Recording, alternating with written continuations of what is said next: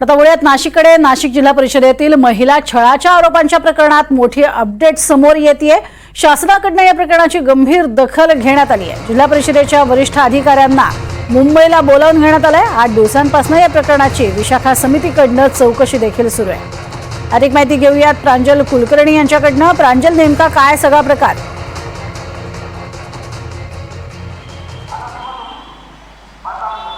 प्रज्ञा, आपण बघितलं तर नाशिक जिल्हा परिषदेतील एका विभागीय अधिकाऱ्याविरोधात काही महिलांनी गंभीर असे आरोप हे केलेले आहेत।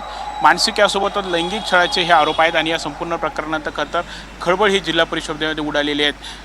कामाचा धाक हा दाखवला जात होता, यासोबतच काहीतरी आमिष हे दाखवलं जात होतं आणि अशा प्रकारे छळ जो आहे तो केला जात होता असं देखील तक्रारीत नमूद आहेत। आपण जर बघितलं तर या महिलांनी नाशिक जिल्हा परिषदेच्या ज्या कार्यकारी अधिकारी आहेत, मुख्य कार्यकारी अधिकारी, त्यांच्याकडे ही तक्रार ही केलेली होती आणि या तक्रारीमध्ये काही महिलांची नावं होती आणि यामध्ये कशा पद्धतीने छळ केला जातो हे देखील त्यामध्ये नमूद आहेत। त्यानंतर याबाबतची चौकशी जी आहे ती विशाखा समितीकडून केली जाते। विशेष म्हणजे आता ही चौकशी सुरू होऊन जवळपास 8 दिवस हे उलटून गेलेत, मात्र अजूनही याबाबतचा अहवाल जो आहे तो समोर आलेला नाही आहे, त्यामुळे हा देखील चर्चेचा विषय ठरतोय। दरम्यान आता सूत्रांनी दिलेल्या माहितीनुसार या संपूर्ण प्रकरणाची शासनाकडून देखील गंभीर अशी दखल घेण्यात आली आहे। काही वरिष्ठ अधिकाऱ्यांना आता आज मुंबईला देखील बोलवण्यात आलं आहे। कदाचित आज अधिवेशनामध्ये देखील हा मुद्दा जो आहे तो उपस्थित केला जाऊ शकतो आणि त्याच पार्श्वभूमीवर या अधिकाऱ्यांना बोलावलं गेलं असावं अशी देखील चर्चा आहेत।